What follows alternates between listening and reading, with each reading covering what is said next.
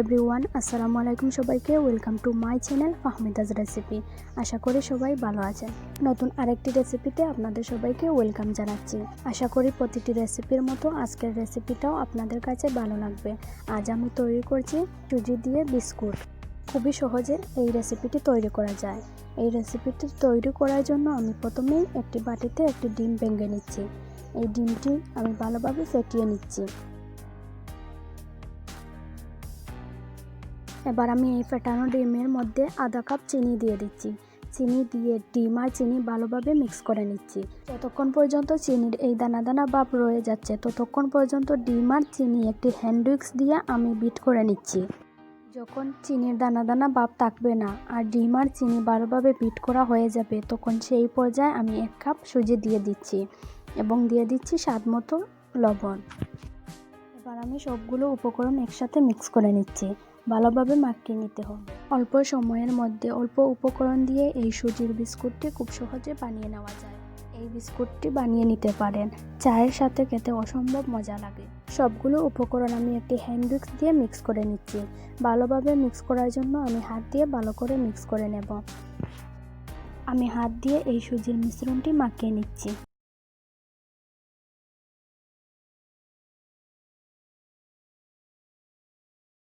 সুজির এই মিশ্রণটি তৈরি করা হয়ে গেছে। সুজির এই বিস্কুট তৈরি করতে আমি হাতের মধ্যে সামান্য পরিমাণ তেল লাগিয়ে নিয়েছি। এবার অল্প পরিমাণ ডো হাতে নিয়ে গোলাকার বিস্কুটটি তৈরি করে নিচ্ছি। আপনারা আপনাদের ইচ্ছে মতো শেপ দিয়ে এই বিস্কুটটি তৈরি করে নিতে পারেন।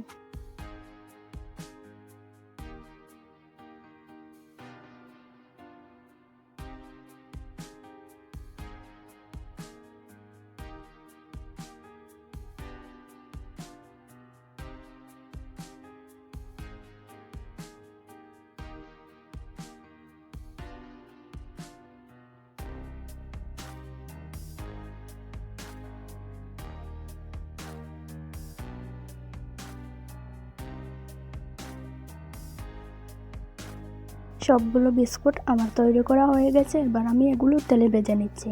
তেলে ভাজার জন্য একটি প্যানের মধ্যে আমি পরিমাণ মতো তেল দিয়ে দিচ্ছি। তেল সামান্য গরম করে নিয়ে আমি সবগুলো বিস্কুট তেলের মধ্যে দিয়ে দিচ্ছি। সবগুলো বিস্কুট এক পাশ তেলে ভাজা হয়ে গেলে অপর পাশ আমি তেলে ভেজে নেব। চুলার আঁচ মিডিয়ামে রেখে আমি বিস্কুটগুলো ভেজে নিচ্ছি। চুলার আঁচ যদি হাই হিটে দেওয়া হয় তাহলে বিস্কুটগুলোর উপরটা পুড়ে যাবে, ভিতরটা ভালোভাবে হবে না। যার কারণে আমি লো হিটে বিস্কুটগুলো ভালোভাবে ভেজে নিচ্ছি। 4-5 মিনিটের মতো সময় নিয়ে বিস্কুটগুলো ভেজে নিতে হবে।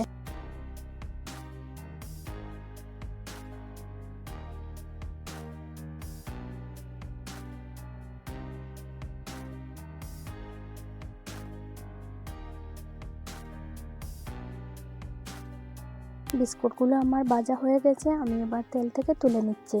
রেসিপিটি আপনাদের কাছে কেমন লেগেছে অবশ্যই আমাকে কমেন্ট করে জানাবেন। ভিডিও ভালো লাগলে লাইক করে দিবেন। এরকম আরও নতুন নতুন রেসিপি পেতে প্লিজ আমার চ্যানেলটি সাবস্ক্রাইব করে আমার পাশেই থাকবেন। দেখা হবে নেক্সট কোনো রেসিপি নিয়ে। ততক্ষণ পর্যন্ত সবাই ভালো থাকুন, সুস্থ থাকুন। আল্লাহ হাফেজ।